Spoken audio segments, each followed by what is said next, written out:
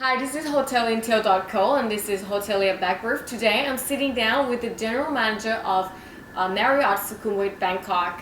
Hello, how are you? I'm very good. How are you? Being a GM here for 2 months. Not 2 months, yes. Okay. Can you actually introduce yourself a little bit before we get started? Sure. I've now been in Bangkok for about 2 months, but prior to this I was in Dubai working for Marriott for 2 years. I've been now working with Marriott for 12 years, and prior to that, I come from India originally, so I've worked in India for about 20 years before I set foot outside the country into Dubai and now Bangkok. And I worked with a local Indian company before I joined Marriott for about 12 years. So it's been about 24 years of working. Oh wow, Yeah. that's long. Long. Okay. So let's get started with the first Sure. question. Where did you first cut your teeth in the industry? I started back in about 1987 when I actually started with a catering college, a hotel school. 1987? Yes. That was the year I was born. My God, you shouldn't be saying that on camera. So I started in 1987 with a hotel school, and I did 3 years of hotel school, post which I worked with a local Indian company, hotel company called Oberoi Hotels, as a management trainee. So that's where I started with hoteliering. So I cut my teeth with Oberoi Hotels in 1990 after my hotel school of 3 years. And what was your first big break? My first big break was in the Oberoi Hotels when I got transferred to a city in Calcutta, and I was a restaurant manager, and that was exciting because actually I was a discotheque manager, so it was really exciting, interesting evenings. But more importantly, post that assignment, I moved into front office, and then there was a reshuffle in the department. So what happened? Suddenly there was no leadership, and they must have felt that I could do the job, so they put me into the leadership position, and I took charge of the department. And you could do it. And I could do it, and I did it well. And post that, I never looked back because it kept just moving one step to the next. Oh, that's good. So, why were you able to make it to where you are today? When people give up and fail and I guess you got to have perseverance. You got to have focus. You got to keep going. I think the most important part of working so long in the industry is that you need to be passionate. You need to love what you do. So I love hotels. I love hoteliering. I enjoy what I do, and I'm very focused. And I've pushed myself. You've got to be self-motivated as well, because after a point, there's no one to motivate you. Especially when you start reaching. When you're on top, there's nobody to hold your hand and walk you across. So you got to push yourself and motivate yourself. So yeah, it's been a good journey. I love it. I love hotels. I can't really think of doing anything else barring hotels. Right. So you seem like a really optimistic person. You really love what you're doing. I'm sure you have some darkest moment. Can you tell me about your darkest moment? Yeah, of course. In hotels, you can't always have good days. So there have been some bad days as well. One of my assignments prior to moving to Dubai was a really tough assignment because I was appointed as the general manager for pre-opening JW Marriott. This was in Dubai. In Bangkok. In Bangkok. Not Bangkok, sorry, in Bangalore. In India. In Bengaluru now. And for some reason that hotel did not open for 2 years because there were some ownership troubles and things were going on.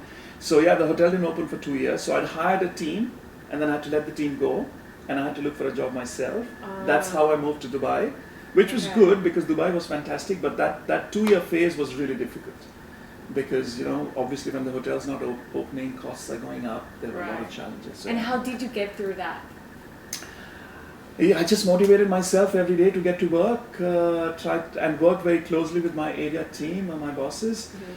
Kept sharing my experiences. Handheld my team because they were getting demotivated. Yeah. So that was a phase when I think I had to self-motivate myself the most because there was really nothing going on for us at that point. Right. So it was just pushing oneself to go to work every day and enjoying what you did because no one else is going to help you. As you said, when you reach to the top, nobody's going to be there to push you. So what drives you as a boss? I guess it's about pushing the boundaries. For me, particularly, it's as Mr. Marriott says, and I completely believe that there is never an end to how much you can achieve. So you keep pushing the boundaries, you keep pushing yourself to achieve more, and being number one, I guess, is in whatever you do. Yeah. That's really what drives me because if I'm being number two, no one remembers you. You've got to reach the top, and so that's what pushes me to do my best every day. Wow, and becoming reach to the top and being in the industry for many years. I'm sure you have a mentor. Can you tell me who is your mentor? I actually have two mentors, Okay. and both of them have been my bosses. Ah. One of them was my second GM in a hotel. It was a Okay. pre-opening small hotel. He was Can the you GM. mention the name? Yeah, his name is Mohit Nirula. He's an Indian guy, and right now he's working with Oberoi Hotel still. Ah. So what I learned from him was detail orientation. So I learned how to dig and dig deeper to get to the bottom of a problem and understand the nitty-gritties of hoteliering. And the other mentor for me was a person by the name of Rajat Chatterjee. And he was again one of my bosses at the Oberoi Hotels in Delhi. And he was the EM and I was the rooms division, front office manager, rooms division manager. And he taught me a bit of style and panache and the flair of hoteliering. So one guy taught me the detail orientation and the nuts and bolts of how you do the Right. job, and the other guy taught me the flair part of the job. So it was interesting. So you get a good mix of As they everything. say in the Good Middle East, combination. inshallah, yes. Inshallah. Yeah, I get a good mix. Okay. What is the best advice that you could give someone looking to become a successful GM? There's a lot of kids watching this television from hotel management school for real. So I think the most important thing, and what worked for me, was I think you've got to be passionate. You can't lose patience. You got to keep grinding it away. You know, some promotions you will get, some promotions you might not get. But if you do the job in the right way, if you keep your attitude positive, ultimately the results come. okay. You know, it may not come today, but it'll come tomorrow. You just have to be patient. You have to be patient. You have to be patient, and see, hotel industry is not an easy industry. It's tough work. You're on your feet. You're long hours. When everybody's enjoying in the world, you're working because Right, sure. that's when a hotel does the best. So, if you can adapt to that, and if you can self motivate and be passionate about the job that you do, there's nothing that's going to stop you. Especially in today's world, the opportunities are huge. Right. Some GMs believe that they make things happen, but you know the reality is the GMs don't make it happen. It's the team Without that the makes team, it. yeah. And you cannot take the credit by yourself. You got to give the credit out, and you got to take the blame for the mistakes.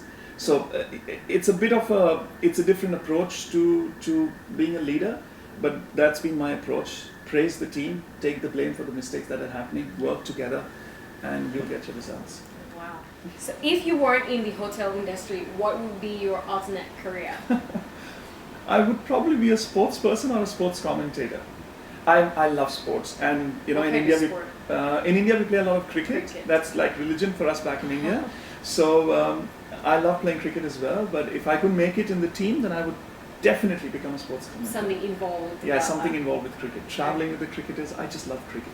Okay. So sometimes when I'm walking by, and not so much in Thailand, but you'll see me do a cricket stroke, or I have lots of cricket bats and balls in my office. So So, it's but fun. being in Thailand don't allow you to, be so close to your favorite sport anymore, I guess.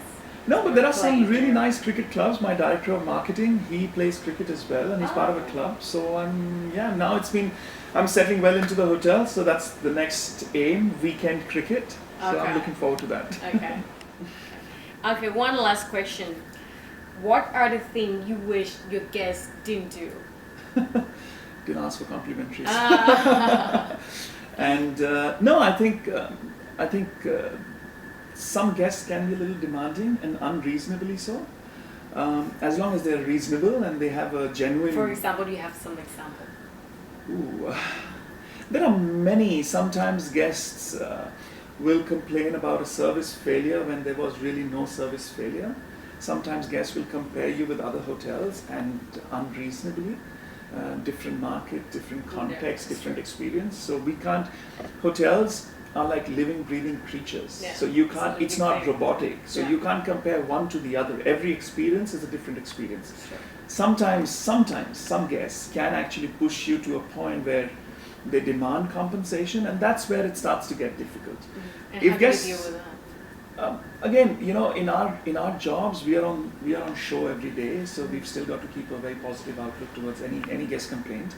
Understand, be in their shoes, empathize with the customer, see why is he complaining? Is there a genuine reason, or or As there you say, isn't? just, But in some cases you give in some cases you don't. You try and find the core reason for the complaint and try and adapt to that. So there is no one answer that I can give you. Sometimes it works, sometimes it doesn't. Okay. Well, thank you very much, Rajat, for the General Manager of Marriott Bangkok. It's been a pleasure. Thank you. And it's been really nice conversation we have here, and I hope everyone enjoyed the interview. Thank you very much. Thanks a lot.